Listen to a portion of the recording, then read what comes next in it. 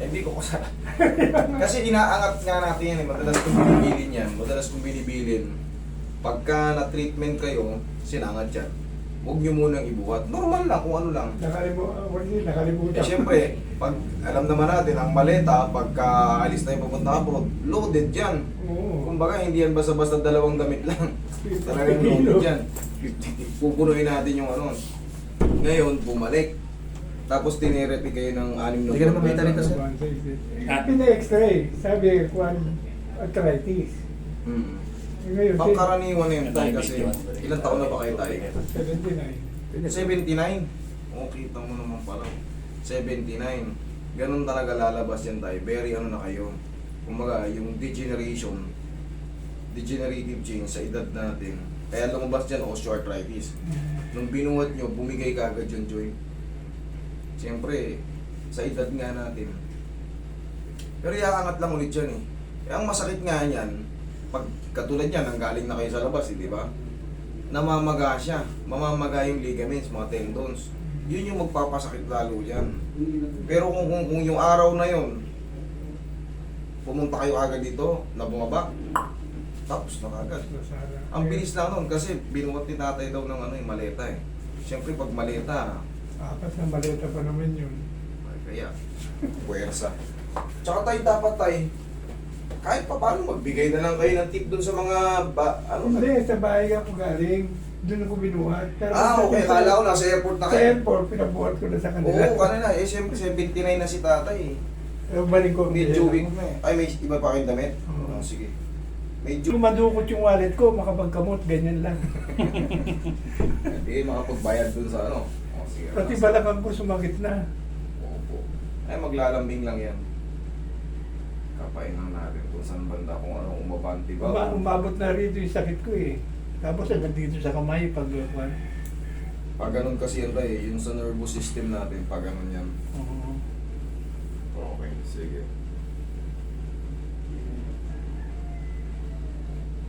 Yan, naangat pa, pero Yun sa likod, mahirap.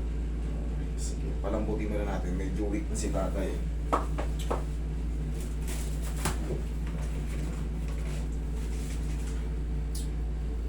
Pau lang yan eh. Gamitan nyo na ng pau. Pag naangat pa, kahit pa paano, unahan nyo na ng haplos-haplos para yung muscle spasm hindi lumala. Kasi yung muscle spasm, yan yung isa sa pinaka nagpapasakit ng mga katawan natin. Yung tinatawag nating lamig-lamig. Yan. Nadapa rin ako, tuntuhod ko naman ang bumigay, parang nawala ng pakiramdam. Nadapa rin kayo. Oo. Kailangan tayo kasi sabi natin granting na 80 na kayo kasi 79 kayo. Sa Marso, maging 80 na ako. Oo, 80 na kayo.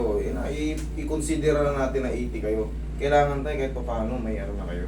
Tungkol. Yes. Pangalagaan yung nakakalakad pa kayo hanggang umabot kayo ng hanggang saan man.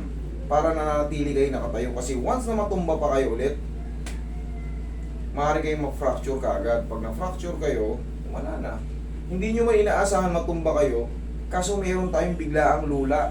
May walker nga ako eh. Yan, kailangan kahit pa paano meron na kayong makakapitan. Para manatili kayo still standing kayo habang umiidad. Sabi ko nga sa kwan, naku, paalis ako, magkikita na naman kami ni Master. Galing na sa akin ko noon eh. Pero naayos ko na to eh. Oo, sumigaw ba ako na masakit para sibong kabayo ka ako eh. Nung wala na nga noon, kaso nakalimutan ko, yung paalis ako, kaming dalawang mag-asawa lang. Sinakay ko sa akwan yung maleta, nilabas ko sa bahay. Wala pa kayo kasama ro sa bahay? Babae eh. Eh, kaso mahina, hindi rin madal. Nilabas ko lang naman sa bahay yung maleta. Nakalimutan ko, ito binubuhat ko. Nakalimutan nyo na mas matanda na kayo. Wala, medyo weak na talaga ang mga joint natin. Pagka kayo umabot ng senior citizen, pag senior citizen na tayo, magbabago na yung lahat ng lakas natin. Nararamdaman na natin yung Oo. paedad. Noon nakakalakad pa ako ng diretso rito, mabilis pa eh. Unti-unti yan, unti-unti. Lahat ng mga lumilipas na panahon, kung dati, syempre nakakatakbo tayo, pag ganun tayo yan. Pabagal ng pabagal ng pabagal. Okay, relax na tayo. kung lalabanan na.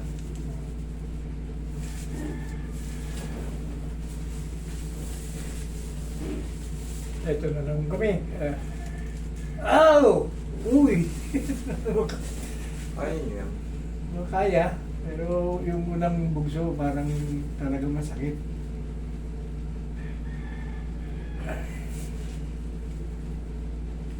Naitataas ko pa unti-unti, kesa yung sa likod, doon ako nahihirapan. Kailangan lang mabago natin yung formation ng ay position ng head humerus para maabot ka na yung likod yung.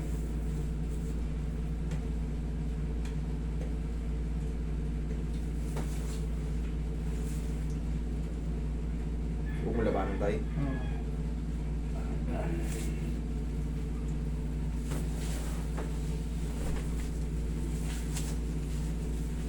Okay, relax lang. Huwag mong tigasan.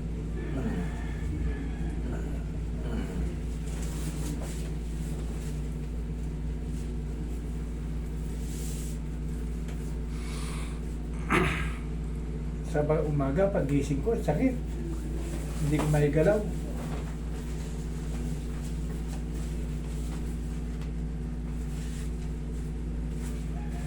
Kamay na yung leg niyo, tatay. Kaya nga, Relax lang. Sige, tapa kayo.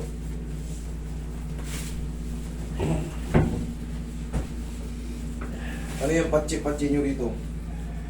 Ano yan? monitor sa diabetes. Ah, okay. Tapos ito, insulin. Okay. Tandaan lang. Ano yan? Matudurog ba ito? Ano yan? Ano yan? Di ba matudurog yan? Wala. Ano yan?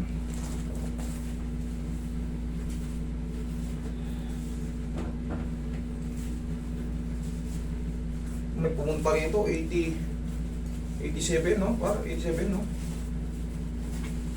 Lakas pa. Parang ano yan eh. Yun.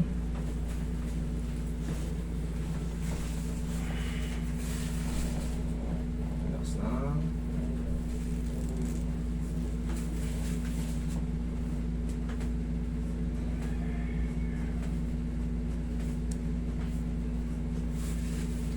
Nabutan nyo nakatawin na yan.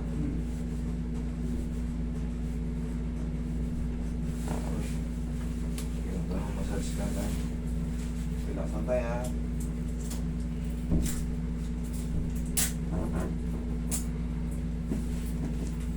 Yan lang. Tihaya kayo tayo. Tandaan lang ha. Pag ganito. Yan.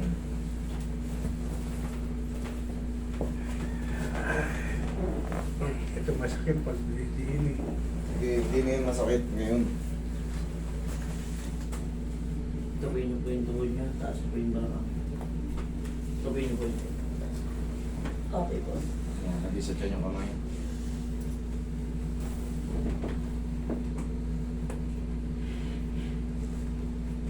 Okay, relax na. Inhale. Exhale.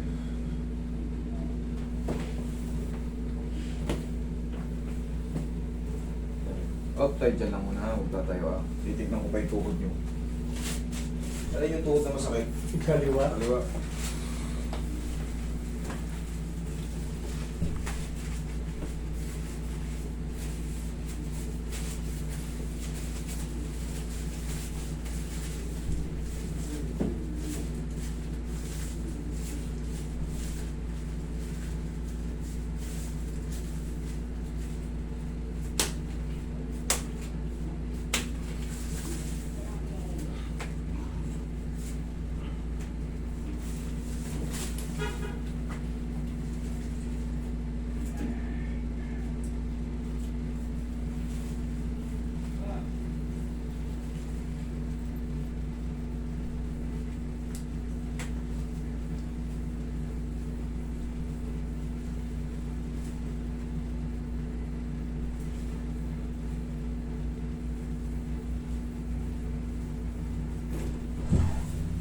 Kumain mo lang. At nakapasimasin pag na ako.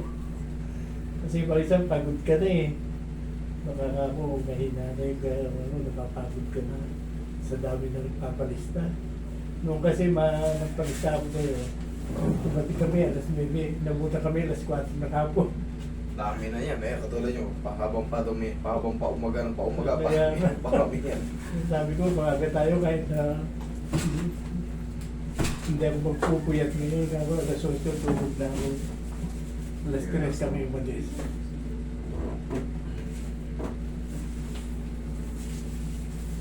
Sige tayo po ka.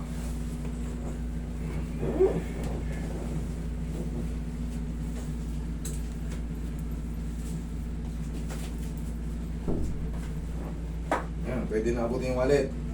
Unti-unti, oh. Dahil ito nakakapagkamot. Ito hindi makamot ka ako. Sige tayo, wait lang ha.